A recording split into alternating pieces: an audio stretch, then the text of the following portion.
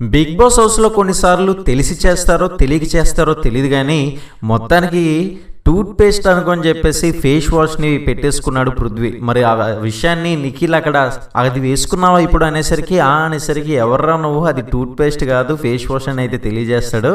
అయితే నిజంగా అక్కడ మంచి ఫన్ అయితే జనరేట్ అవుతుంది.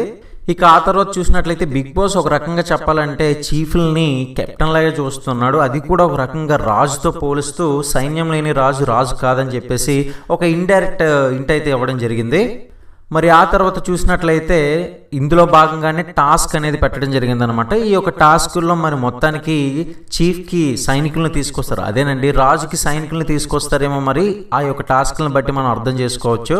అయితే ఈ యొక్క టాస్క్లో భాగంగానే మనకి నైనిక కూడా ఒక రకంగా చిన్న మోటివేట్ చేసినట్లుగా అనిపించింది. ఎవరికంటే నిన్న నాగమణి ఫుల్గా ఎమోషన్ అయ్యడం విషయం మనందరికీ తెలిసిందే కదా. సో అయితే మీది ఏదైనా ఏ విషయంలోనైనా ట్రిగర్ అయితే ఏదైనా మీకు అభ్యంతరకరంగా ఉంటే మాత్రం ఖచ్చితంగా మీరు చెప్పండి. చెప్పకుండా ఉంటేనే ఇంకా ఇబ్బంది అవుతుంది. మీరు డిఫైన్ చేసుకోవాలన్నట్లుగా అక్కడ అయితే చెప్పడం జరుగుతుంది నైనిక.